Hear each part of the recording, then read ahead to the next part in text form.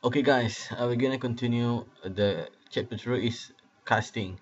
So, what is casting? The casting is actually we have a molten metal flow by gravity. So we have a solid, and we go to pour into change into the molten. So it melt and it flows by gravity or other forces into a mold where it solidifies in the shape of the mold cavity. So this means we have one molten metal, so pour into the mold and we leave it dry solid. We leave it freeze. So that's called casting. Must be from molten, must be from liquid first. Pour into the mold and it's going to freeze. So the term casting actually is applies to the part made in the process, melt the metal, pour into mold, and allow to freeze solidify. So this is like, I think a couple of sem before it is asked in test 2, test 1. Okay, next. Okay, we're gonna to the next slide is solidification process starting with a liquid or in a hardly plastic condition. You see here, is in a hardly plastic condition. Because why? Some of the metal, sometimes we cannot make it melt liquid. So at least how it's gonna fall, how it can pour is enough. That's called casting. So this is why. And the solidification process can be solidified according to the engineering material. Metals is not common and normal in material. Ceramic is quite difficult to molten. Why? This is glasses. If I'm not mistaken, it cannot glass is cannot be melt, but it can pour and follow the mold shape. Polymer and polymer, yeah, sometimes this is a plastic, so it's quite easy. Heating the metal. So why? How can we heat the metal and make it liquid? So we have a furnace called furnace, and we'll heat to raise temperature and fusion to convert from solid. And after that we pour, and after that we pour to the metal. Have three level is pouring temperature, pouring rate, and turbulence. Metal for casting is normally have two is ferrous and non-ferrous. You know that this is thing that is general in a metal properties.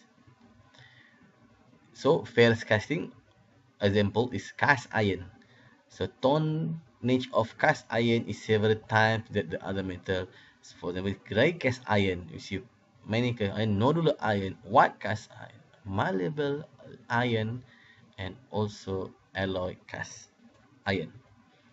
And typically pouring temperature is 140 or 2500 Fahrenheit depending on the composition. For example, that nickel have 1200 Celsius for make it melt, and tungsten is three times of nickel, about 3000 something. So every metal have different melting temperature. You got that?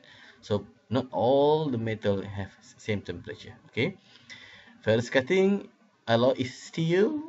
See the pouring temperature is 1650 1500 Celsius or 3000 Fahrenheit, and at this same temperature is still readily oxidized. You know, oxidized. So the metal molten must be acid from air. For also for aluminium, so it's about 660 1220 Fahrenheit. So it's the property is lightweight. You know the aluminium is lightweight, and but it also categorized in alloy. But when people take alloy, it must be hard. Yeah, this only aluminium is not hard. We have to add some technical or properties inside. If only aluminium pure, it's quite easy to machine. And non-ferrous casting alloy, copper alloy. Okay, we got that. This one, and this is the I'm explaining before. Is solidification of pure metal. You see this inside there and around there. Why? Because here is open temperature, so the when it's cool faster, this is cool faster, but when it come to the plater, this thing is come changes. It's random and showing randomly oriented of grain of small size near the mold wall, small size, and large columnar grain oriented toward the center of the casting. But this we cannot say by our naked eyes. We have to use some things, a machine, and also some precision to to evaluate these things.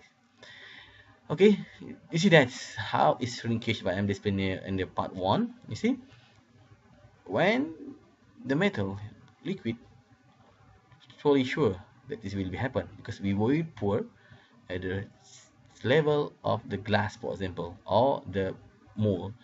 But when it become solid and it freeze, see its shrinkage. So this is the happen that I'm taking is quite difficult. It's difficult to estimate the size and also the shape of the shrinkage. You see, this is the level of reduction. Anyway, however, all the metal have some ratio or coefficient ratio the shrinkage, so we can add it more, we can compensate it if you want to have a truly positioned part. The next slide is shrinkage in solidification and cooling.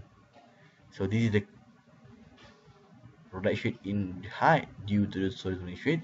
This is shrinkage cavity, molten and solid material. So you see it become this wall is become shrinkage. For your information, that have a couple of classification of solidification process: casting of metal, glass working process. You see casting of glass working, the casting of metal is have some expandable mold casting, permanent mold casting, and some there is sand casting or the casting. And on the processing of polymer, we have extrusion, injection molding, and the process that we're going to explain later.